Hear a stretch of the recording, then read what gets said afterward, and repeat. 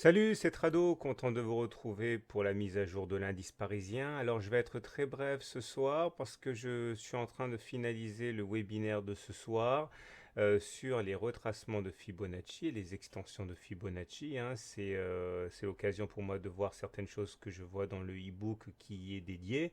N'hésitez pas à vous inscrire. Pour vous inscrire, vous cliquez ici sur mes webinaires et vous pourrez assister donc à 21 heures ce soir à cette conférence en ligne gratuite comme d'habitude qui devrait durer jusqu'à 22 heures. Alors rapidement, désolé, je suis un petit peu pressé ce soir pour les raisons que j'ai évoquées.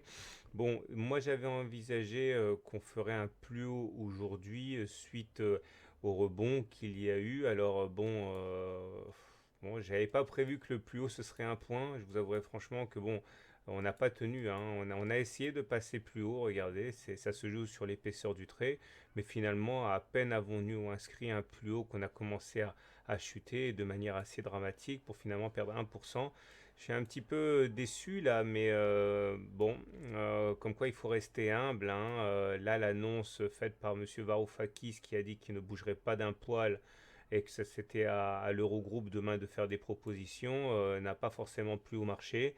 Et donc ça, plus le FOMC, la Banque fédérale américaine, qui doit remettre ses conclusions sur une augmentation des taux d'intérêt ou pas en juin, eh bien, ça a créé un petit peu de torpeur. Les intervenants ont un petit peu déserté le marché. Regardez, hein, les volumes sont en baisse. Maintenant, rien de nouveau par rapport à hier, hein, c'est-à-dire que nous sommes toujours en situation de divergence haussière sur le stochastique, sur le CCI et sur l'OBV. C'est-à-dire que sur ces trois indicateurs, on ne fait pas de plus bas pendant qu'on fait des plus bas sur les cours. Donc ça veut dire que la baisse en cours est fragilisée. Mais attention, comme d'habitude, les divergences sur indicateurs et les indicateurs eux-mêmes ne suffisent pas en tant que tels à rentrer en action. Ce sont bien les évolutions des prix, hein, qui doivent dicter notre conduite. Donc oui, certes, la baisse actuelle est menacée, mais pour l'instant, on ne voit pas trop les effets. On a eu ce rebond sur le bas du canal. Je continue, je ne vais pas changer d'avis, hein, parce que rien n'a changé fondamentalement. Je ne pense pas qu'on ait la force d'aller chercher la médiane de la fourchette d'Andrews. Donc je continue à privilégier une sortie par le haut de la fourchette d'Andrews orange et donc du coup une explosion haussière pour aller chercher la Kijun, la M20, le nuage, etc. Mais demain, on a une réunion super importante.